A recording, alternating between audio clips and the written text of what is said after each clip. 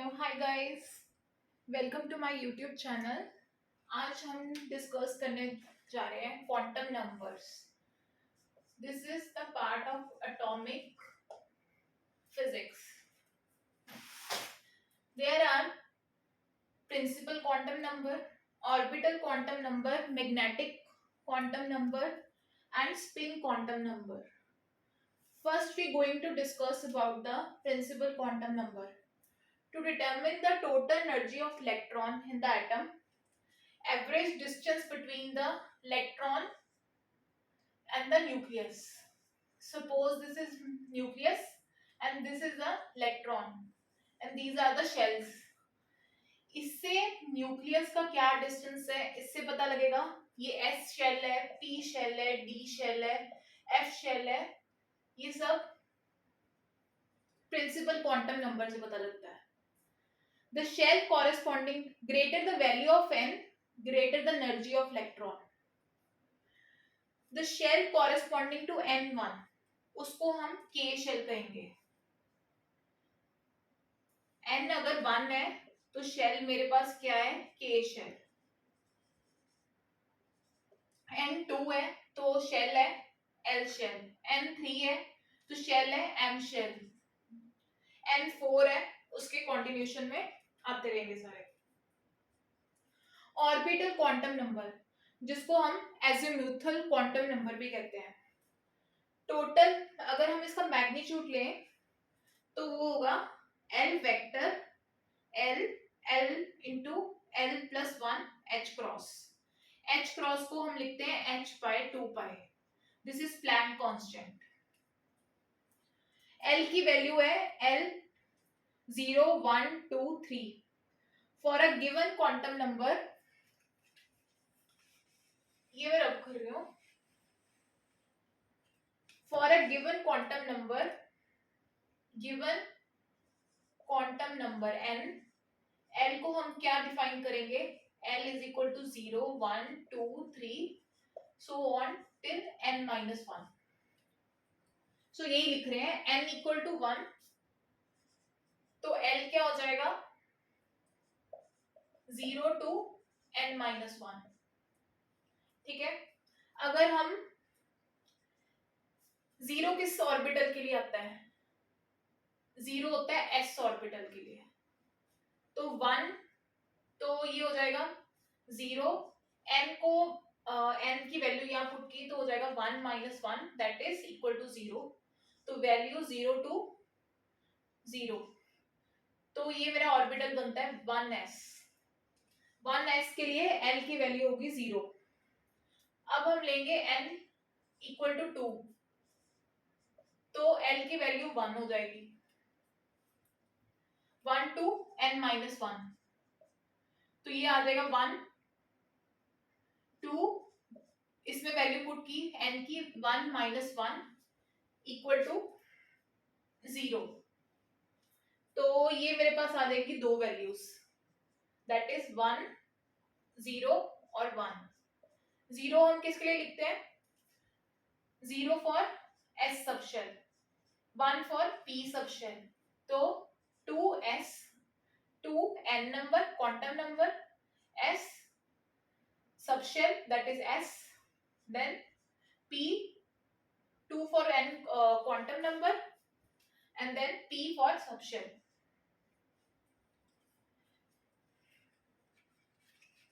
Similarly हम बाकी quantum numbers के लिए भी लिखेंगे. अगर n मेरे पास है 3, l कितना है 2, a कम होगा. n की जो भी वैल्यू होगी l की a कम होगी तभी हमने लिखा n minus 1. n for a given quantum number l is equal to 1 2 3 till n minus 1. इससे एक n से एक वैल्यू l की कम होगी तो 2 n माइनस 1. तो ये आ जाएगा 2 2 2 माइनस 1 दैट इज 2 1. ये आ जाएगा 0 1 और 2 वैल्यूज. इसको हम लिख सकते हैं 0 को 3s 3p and 2 2 for D subshell, 1 for P subshell, 0 for S subshell.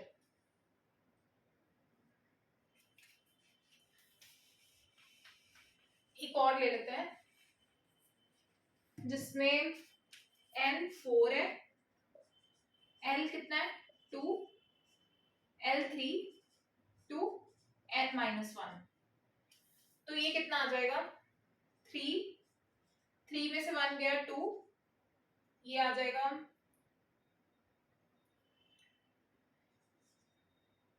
ये आ जाएंगे 0, 1, 2, 3.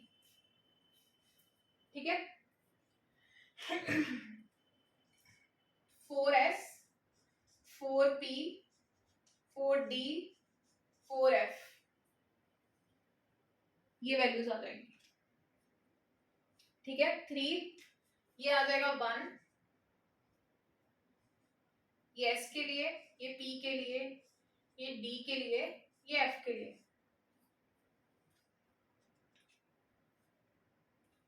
जैसे इधर था 3S, 3P एंड 3D, यहाँ पे एक सबशेल और 4F.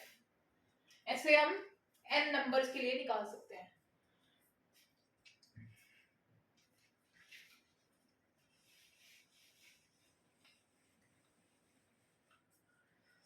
अब आ रहा है मैग्नेटिक क्वांटम नंबर. इसके अकॉर्डिंग है कि L cannot take all orientations in space. L की एक फिक्स मतलब कुछ अलाउड ओरिएंटेशंस उसने ली होगी सर्टेन डायरेक्शंस में. हर जगह L की हम वैल्यूज ओरिएंटेशंस नहीं ले सकते हैं. एक पर्टिकुलर या अलाउड स्टेट ऑफ डायरेक्शंस में होगा L. तो उस चीज को कहते हैं space quantization. L cannot take all orientation in space. Certain directions are allowed, and this property of angular momentum is known as space quantization. हमें पता है हम जो भी मैग्नेटिक मूवमेंट या हम जो भी मैग्नेटिक जो लेते हैं फील्ड वो हमेशा z डायरेक्शन में लेते हैं.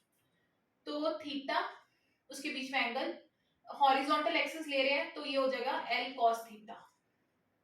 ठीक है तो ml डिफाइन करेंगे मैग्नेटिक ऑर्बिटल मोमेंटम. ये हो जाएगा ml h क्रॉस.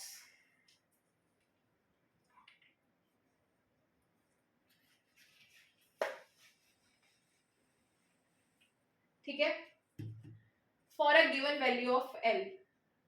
तो ml क्या होगा -L2 प्लस L. ये इसकी वैल्यूज है.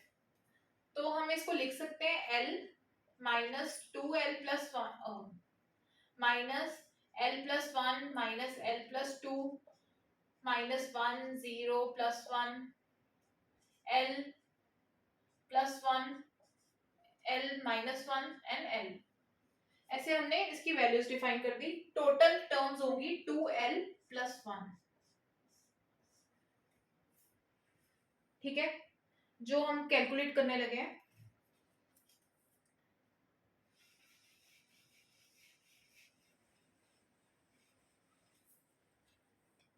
इसके अकॉर्डिंग क्या है अगर L मेरे पास 0 है तो ml की वैल्यूज हमने लेनी है. ml equal to -L to L.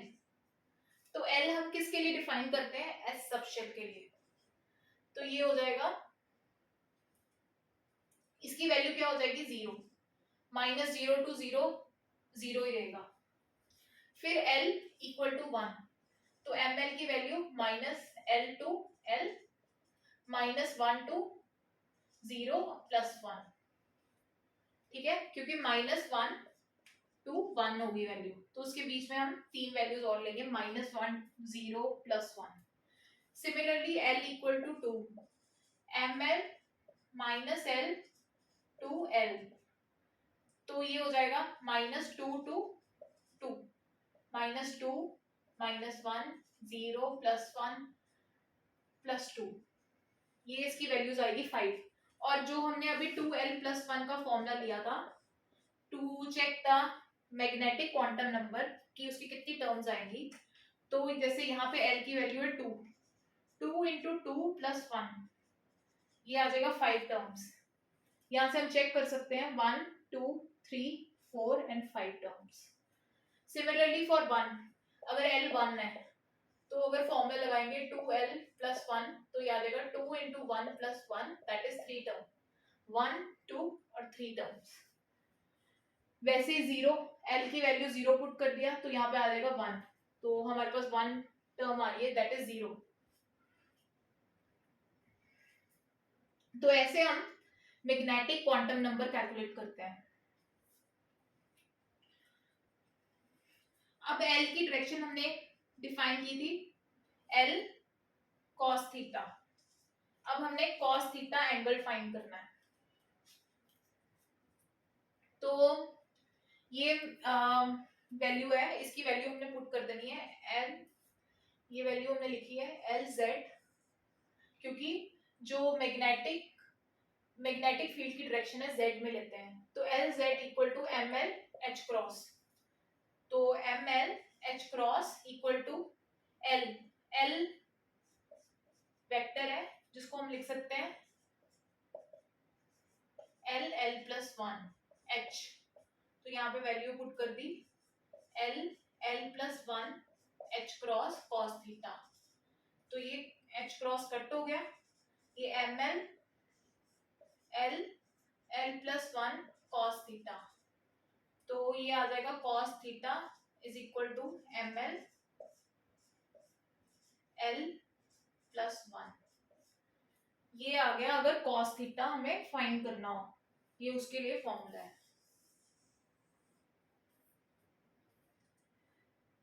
अगर ML की वैल्यू फाइंड करनी है, सबसे इंपॉर्टेंट है एंगुलर मोमेंटम फाइंड करना है L, उससे हमें सब शेल्स पता लगते हैं 0 1 2 3 S P D and F, इससे हमें टर्म्स पता लगते हैं कितने में हमने इलेक्ट्रॉन्स को एडजस्ट करना है, तो इससे हमें ये हमें पता लगेगा मैग्नेटिक मोमेंट से, magnetic quantum number say that is -1, और इसको कैलकुलेट कितने टर्म्स आएंगे वो हम कैलकुलेट करेंगे 2l+1 फॉर्मूला से।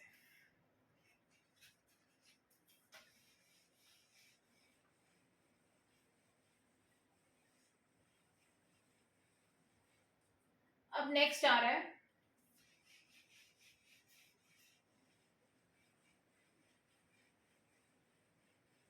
Spin quantum number.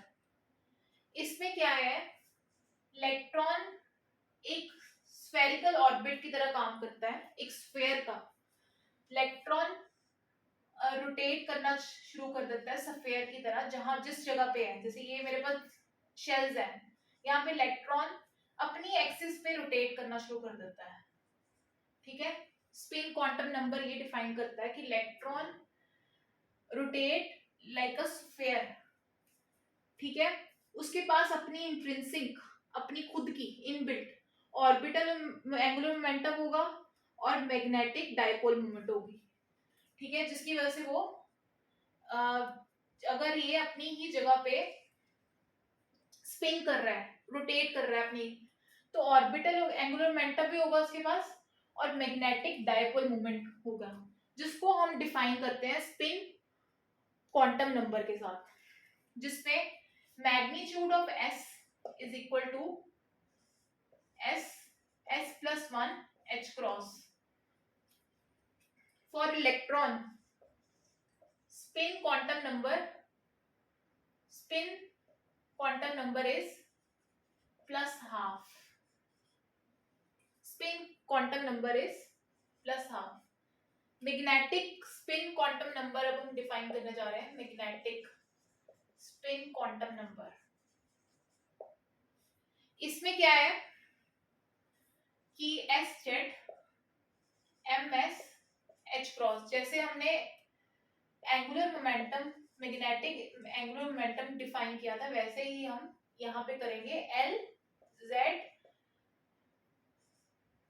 ML H cross, same वैसे ही यहाँ पे स्पिन के लिए भी हम मैग्नेटिक फील्ड लेते हैं जेड डायरेक्शन में, ये होगा एस कॉस थीटा, ठीक है। तो S Z is equal to M S H cross. फिर हमारे पास आ जाएगा एस जेड की वैल्यू हमने लिख दी, तो ये मेरे पास एक फॉर्मूला है एस जेड कॉस थीटा, ये कॉस थीटा और ये एस जेड।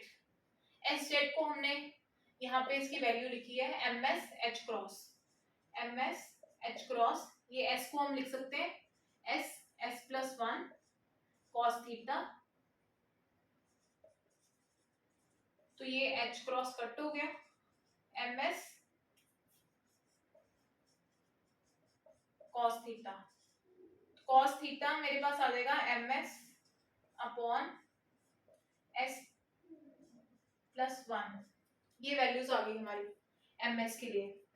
जो एम एस की वैल्यू होती है प्लस माइनस हाफ होती है। क्यों? इलेक्ट्रॉन की दो ही डायरेक्शन हो सकती है, या तो स्पिन अप या स्पिन डाउन, ठीक है। ये स्पिन अगर अप है तो उसको हम लिखेंगे प्लस हाफ, अगर ये एंटी पैरेलल है मतलब डाउनवर्ड है तो ये माइनस हाफ। तो इसलिए इसकी हमेशा दो ही वैल्यूज होगी, प्लस एंड माइनस हाफ। तो ये तो हो गया हमारा magnetic spin, quantum number, angular quantum number, principal quantum number, ये सब हमने डिस्कस कर लिया। अब हम कुछ एग्जांपल्स करेंगे। फॉर एग्जांपल अगर हम हाइड्रोजन ले रहे हैं, हाइड्रोजन में क्या है 1s1, एक इलेक्ट्रॉन होता है, तो हमने एक इलेक्ट्रॉन को ऐसे लगा दिया।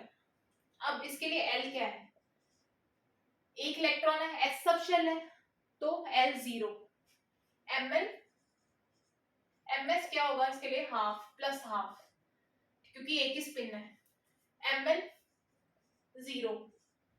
Ml को हम कैलकुलेट भी कर सकते हैं 2L प्लस 1।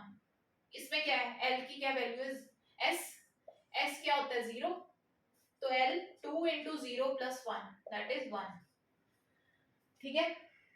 Ml की एक ही टर्म आएगी, वो हमने लिख दी 0। नेक्स्ट हम लेते हैं हीलियम। हीलियम में क्या है 1s2, तो ये आ जाएगा एक इलेक्ट्रॉन, ठीक है।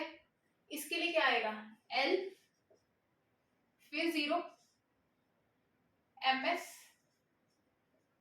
प्लस हाफ माइनस हाफ, ठीक है। Ml कितना आ जाएगा, Ml आ जाएगा इसके लिए 0, एक टर्म ही आएगी दैट इज 0, ठीक है। क्योंकि S के लिए L की वैल्यू हमेशा 0 होती है, तो एक ही टर्म आएगी इसमें। तो स्पिन अगर हम कैलकुलेट करेंगे तो ये बन जाएगी हमारे पास 0, ठीक है। Ml की वैल्यू वैसे 0 आ रही है और L 0। अब हम करेंगे कार्बन के लिए 1s2, 2s2, 2p6, 2p4,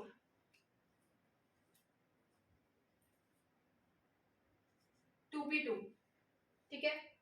यहाँ पे ये सारे फील्ड है, इसमें हम देखेंगे 2p2 में, इसमें देखो इलेक्ट्रॉन्स कितने हैं, p के कितने ऑर्बिटल्स होते हैं 3, ठीक है। L की कितनी वैल्यू है L की 1, Ms कितना है इसके लिए प्लस हाफ माइनस हाफ। ये हमें पता है कि पहले शेल्स भरेंगे कंप्लीटली, जैसे मान लो यहाँ पे 4 होता तो ये सारे शेल्स भरते, उसके बाद जो 4 है फिर इस शेल में आती है दूसरी स्पिन, पहले हम ये पूरी शेल्स फिल करेंगे, ठीक है। उसके बाद एक्स्ट्रा स्पिन है वो फिर हम ऐसे अलाइनमेंट करेंगे एंटी पैरेलल। तो इसमें तो 2 थे, तो मैंने इसमें ऐसे फिल कर दिया, तो Ms आ जाएगा दिस। फॉर P हमने कैलकुलेट किया था, वैल्यू क्या आएगी P1 है, L की वैल्यू आएगी 0, एंड 1। तो ये आ जाएगा, एल की वैल्यू आएगी -1, एम एल की वैल्यू आएगी -1, 0 प्लस 1। तो ये आ जाएगा -1 प्लस ये आएगा 0। ये वैल्यूज आ गई, +1 0 और ये -1, -1 0 एंड +1। तो यहाँ पे तो शेल में है नहीं कोई, ठीक है। तो नेक्स्ट हम देखते हैं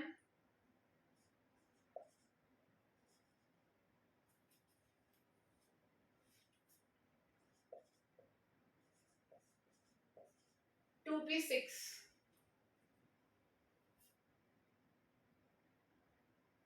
ठीक है, इसमें हम चेक करेंगे, इसमें सारे फील्ड हैं।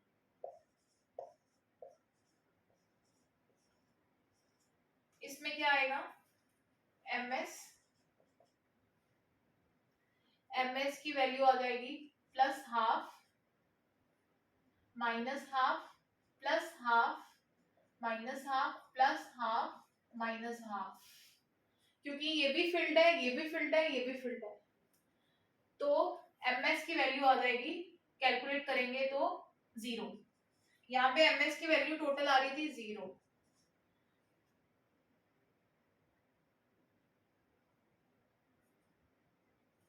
सॉरी, यहाँ पे ms की वैल्यू आ रही है, ये भी मतलब अपवर्ड डायरेक्शन में और ये भी अपवर्ड डायरेक्शन में।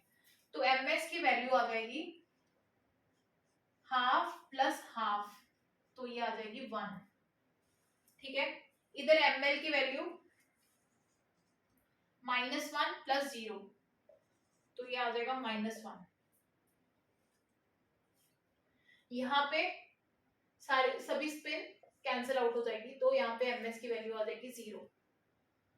तो यहाँ पे l की वैल्यू है 1, ml की है +1 0 -1। तो ये आ जाएगी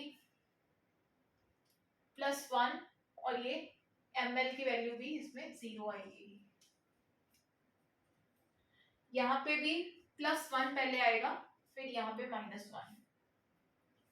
ठीक है, यहाँ पे +1 0, अगर हम इसको कैलकुलेट करेंगे ml तो ये आ जाएगा +1 + 0 -1 तो ये आ जाएगा कैंसिल आउट, ml की वैल्यू आ जाएगी 0। l है मेरे पास 1, ms मेरे पास आ गया 0। इसमें ms की वैल्यू आती है 1, ml आ गया मेरे पास 1 और l की वैल्यू भी 1। तो ऐसे हम डिफरेंट एलिमेंट्स के लिए कैलकुलेट कर सकते हैं।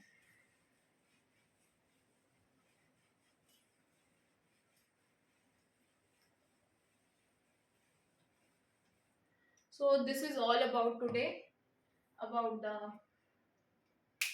magnetic quantum number, orbital quantum number that we discussed, principal quantum number,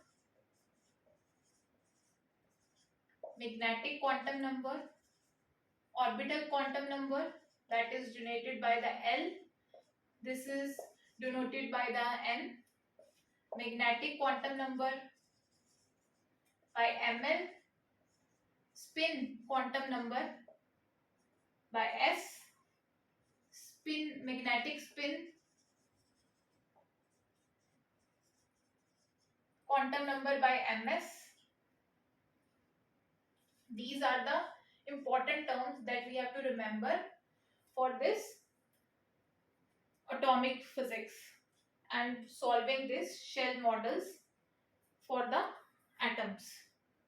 So this is all about the today lecture. Thank you for watching my channel.